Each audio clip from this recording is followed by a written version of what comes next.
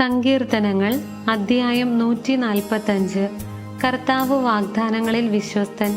എൻ്റെ ദൈവവും രാജാവുമായ അങ്ങയെ ഞാൻ പുകഴ്ത്തും. ഞാൻ അങ്ങയുടെ നാമത്തെ എന്നേക്കും വാഴ്ത്തും.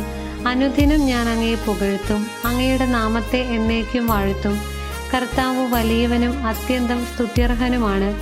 അവിടുത്തെ മഹത്വം അഗ്രാഹ്യമാണ്. തലമുറ തലമുറയോട് അങ്ങയുടെ പ്രവൃത്തികളെ പ്രകീർത്തിക്കും. അങ്ങയുടെ ശക്തമായ പ്രവൃത്തികളെപ്പറ്റി പ്രഘോഷിക്കും. അവിടുത്തെ പ്രതാപത്തിൻ്റെ മഹത്വപൂർണമായ തേജസ്സിനെ പറ്റിയും അങ്ങയുടെ അത്ഭുത പ്രവൃത്തികളെപ്പറ്റിയും ഞാൻ ധ്യാനിക്കും. അങ്ങയുടെ ഭീതിജനകമായ പ്രവൃത്തികളുടെ ശക്തിയെപ്പറ്റി മനുഷ്യർ പ്രഘോഷിക്കും. ഞാൻ അങ്ങയുടെ മഹത്വം വിളംബരം ചെയ്യും. അവിടുത്തെ സമൃദ്ധമായ നന്മയുടെ പ്രശസ്തി അവർ വിളിച്ചറിയിക്കും.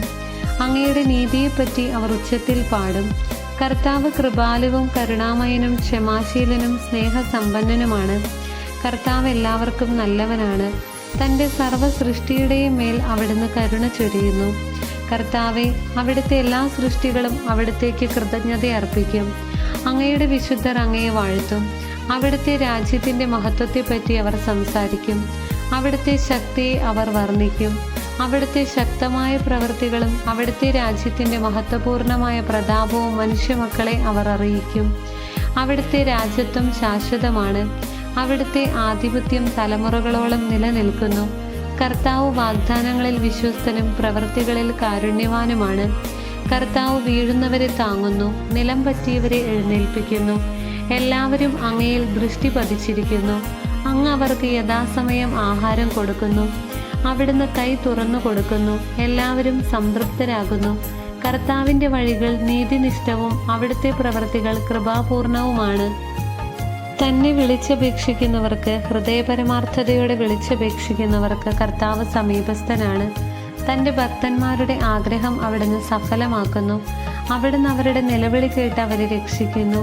തന്നെ സ്നേഹിക്കുന്നവരെ കർത്താവ് പരിപാലിക്കുന്നു. എന്നാൽ സകല ദുഷ്ടരെയും അവിടുന്ന് നശിപ്പിക്കും.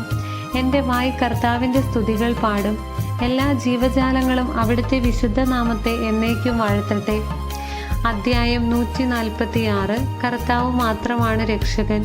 കർത്താവിനെ സ്തുതിക്കുവിൻ. എൻ്റെ ആത്മാവെ, കർത്താവിനെ സ്തുതിക്കുക. ആയുഷ്കാലം അത്രയും ഞാൻ കർത്താവിനെ സ്തുതിക്കും. ജീവിതകാലം മുഴുവൻ ഞാൻ എൻ്റെ ദൈവത്തിന് കീർത്തനം പാടും. രാജാക്കന്മാരിൽ സഹായിക്കാൻ കഴിവില്ലാത്ത മനുഷ്യപുത്രനിൽ ആശ്രയം വയ്ക്കരുത്. അവൻ മണ്ണിലേക്ക് മടങ്ങുന്നു. അന്ന് അവൻ്റെ പദ്ധതികൾ മണ്ണടിയുന്നു. യാക്കോബിൻ്റെ ദൈവം തുണയായിട്ടുള്ളവൻ, തൻ്റെ ദൈവമായ കർത്താവിൽ പ്രത്യാശ വയ്ക്കുന്നവൻ ഭാഗ്യവാൻ. അവിടുന്നാണ് ആകാശവും ഭൂമിയും സമുദ്രവും അവയിലുള്ള സമസ്തവും സൃഷ്ടിച്ചത്.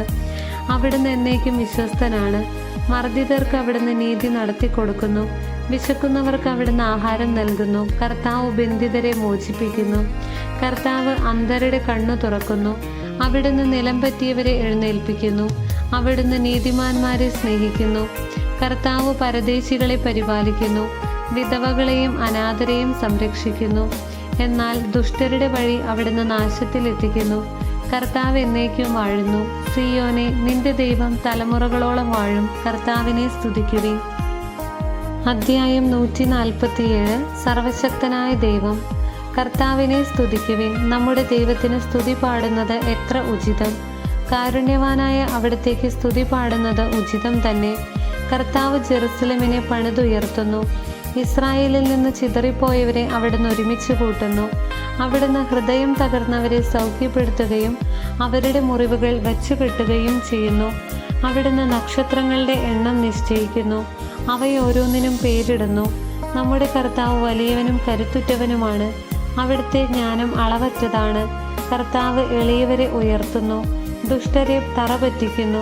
കർത്താവിന് കൃതജ്ഞതാഗാനം ആലപിക്കുവിൻ. കിന്നരം മീട്ടി നമ്മുടെ ദൈവത്തെ സ്തുതിക്കുവിൻ. അവിടുന്ന് വാനിടത്തെ മേഘം കൊണ്ട് മൂടുന്നു. ഭൂമിക്കായി അവിടുന്ന് മഴയൊരുക്കുന്നു. അവിടുന്ന് മലകളിൽ പുല്ല് മുളപ്പിക്കുന്നു. മൃഗങ്ങൾക്കും കരയുന്ന കാക്കക്കുഞ്ഞുങ്ങൾക്കും അവിടുന്ന് ആഹാരം കൊടുക്കുന്നു. പടക്കുതിരയുടെ ബലത്തിൽ അവിടുന്ന് സന്തോഷിക്കുന്നില്ല. ഓട്ടക്കാരൻ്റെ ശീഘ്രതയിൽ അവിടുന്ന് പ്രസാദിക്കുന്നില്ല. തന്നെ ഭയപ്പെടുകയും തൻ്റെ കാരുണ്യത്തിൽ പ്രത്യാശ വയ്ക്കുകയും ചെയ്യുന്നവരിലാണ് കർത്താവ് പ്രസാദിക്കുന്നത്. ജെറുസലേമേ, കർത്താവിനെ സ്തുതിക്കുക. സിയോനെ, നിന്റെ ദൈവത്തെ പുകഴ്ത്തുക. നിന്റെ കവാടങ്ങളുടെ ഓടാമ്പലുകൾ അവിടുന്ന് ബലപ്പെടുത്തുന്നു. നിന്റെ കോട്ടയ്ക്കുള്ളിലെ മക്കളെ അവിടുന്ന് അനുഗ്രഹിക്കുന്നു. അവിടുന്ന് നിന്റെ അതിർത്തികളിൽ സമാധാനം സ്ഥാപിക്കുന്നു. അവിടുന്ന് വിശിഷ്ടമായ ഗോതമ്പ് കൊണ്ട് നിന്നെ തൃപ്തയാക്കുന്നു. അവിടുന്ന് ഭൂമിയിലേക്ക് കൽപ്പന അയക്കുന്നു. അവിടുത്തെ വചനം പാഞ്ഞു വരുന്നു. അവിടുന്ന് ആട്ടിൻ രോമം പോലെ മഞ്ഞു പെയ്യ്ക്കുന്നു, ചാരം പോലെ ഹിമധൂളി വിതറുന്നു. അവിടുന്ന് അപ്പകഷ്ണം പോലെ ആലിപ്പഴം പൊഴിക്കുന്നു. അവിടുന്ന് അയക്കുന്ന തണുപ്പ് ആർക്ക് സഹിക്കാനാവും? അവിടുന്ന് കൽപ്പന അയച്ച് അതിനെ ഉരുക്കിക്കളയുന്നു. അവിടുന്ന് കാറ്റിനെ അയക്കുമ്പോൾ ജലം ഒഴുകിപ്പോകുന്നു. അവിടുന്ന് യാക്കോബിന് തൻ്റെ കൽപ്പനയും ഇസ്രായേലിന് തൻ്റെ ചട്ടങ്ങളും പ്രമാണങ്ങളും വെളിപ്പെടുത്തുന്നു. മറ്റൊരു ജനതയ്ക്ക് വേണ്ടിയും അവിടുന്ന് ഇങ്ങനെ ചെയ്തിട്ടില്ല. അവിടുത്തെ പ്രമാണങ്ങൾ അവർക്ക് അജ്ഞാതമാണ്. കർത്താവിനെ സ്തുതിക്കുവിൻ. അധ്യായം 148. ആകാശവും ഭൂമിയും കർത്താവിനെ സ്തുതിക്കട്ടെ. കർത്താവിനെ സ്തുതിക്കുവിൻ. ആകാശത്ത് നിന്ന് കർത്താവിനെ സ്തുതിക്കുവിൻ. ഉന്നതങ്ങളിൽ അവിടുത്തെ സ്തുതിക്കുവിൻ. കർത്താവിൻ്റെ ദൂതന്മാരെ അവിടുത്തെ സ്തുതിക്കുവിൻ. കർത്താവിൻ്റെ സൈന്യങ്ങളെ അവിടുത്തെ സ്തുതിക്കുവിൻ. സൂര്യചന്ദ്രന്മാരെ അവിടുത്തെ സ്തുതിക്കുവിൻ. മിന്നിത്തിളങ്ങുന്ന നക്ഷത്രങ്ങളെ അവിടുത്തെ സ്തുതിക്കുവിൻ. ഉന്നത വാനിടമേ കർത്താവിനെ സ്തുതിക്കുവിൻ. ആകാശത്തിനു മേലുള്ള ജലസഞ്ചയമേ അവിടുത്തെ സ്തുതിക്കുവിൻ. അവ കർത്താവിൻ്റെ നാമത്തെ സ്തുതിക്കട്ടെ. എന്തെന്നാൽ അവിടുന്ന് കൽപ്പിച്ചു, അവ സൃഷ്ടിക്കപ്പെട്ടു. അവയെ അവിടുന്ന് എന്നേക്കും സുസ്ഥിരമാക്കി. അലംഘനീയമായ അതിർത്തികൾ അവിടുന്ന് അവയ്ക്ക് നിശ്ചയിച്ചു. ഭൂമിയിൽ നിന്ന് കർത്താവിനെ സ്തുതിക്കുവിൻ. കടലിലെ ഭീകരജീവികളെ, അഗാധങ്ങളെ കർത്താവിനെ സ്തുതിക്കുവിൻ. അഗ്നിയും കന്മഴയും മഞ്ഞും പൊടിമഞ്ഞും അവിടുത്തെ കൽപ്പന അനുസരിക്കുന്ന കൊടുങ്കാറ്റും കർത്താവിനെ സ്തുതിക്കട്ടെ. പർവ്വതങ്ങളും മലകളും ഫലവൃക്ഷങ്ങളും ദേവദാരുക്കളും വന്യമൃഗങ്ങളും കന്നുകാലികളും ഇഴജന്തുക്കളും പറവകളും ഭൂമിയിലെ രാജാക്കന്മാരും ജനതകളും പ്രഭുക്കന്മാരും ഭരണാധികാരികളും യുവാക്കളും കന്യകമാരും വൃദ്ധരും ശിശുക്കളും കർത്താവിൻ്റെ നാമത്തെ സ്തുതിക്കട്ടെ. അവിടുത്തെ നാമം മാത്രമാണ് സമുന്നതം. അവിടുത്തെ മഹത്വം ഭൂമിയെയും ആകാശത്തെയുംകാൾ ഉന്നതമാണ്. അവിടുന്ന് തൻ്റെ ജനത്തിനു വേണ്ടി ഒരു കൊമ്പ് ഉയർത്തിയിരിക്കുന്നു. തന്നോട് ചേർന്ന് നിൽക്കുന്ന ഇസ്രായേൽ ജനത്തിൻ്റെ മഹത്വം തന്നെ.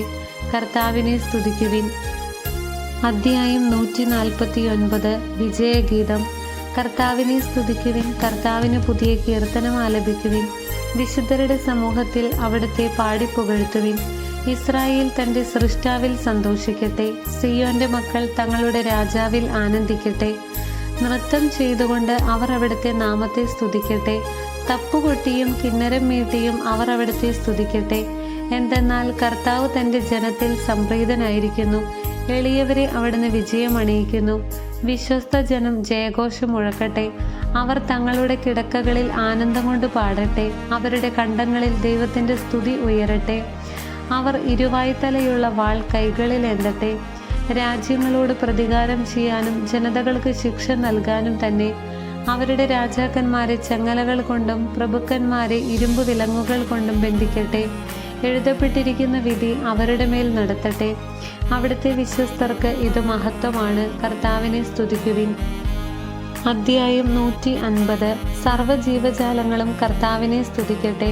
കർത്താവിനെ സ്തുതിക്കുവിൻ. ദൈവത്തിൻ്റെ വിശുദ്ധ മന്ദിരത്തിൽ അവിടുത്തെ സ്തുതിക്കുവിൻ. പ്രതാപപൂർണമായ ആകാശവിധാനത്തിൽ അവിടുത്തെ സ്തുതിക്കുവിൻ.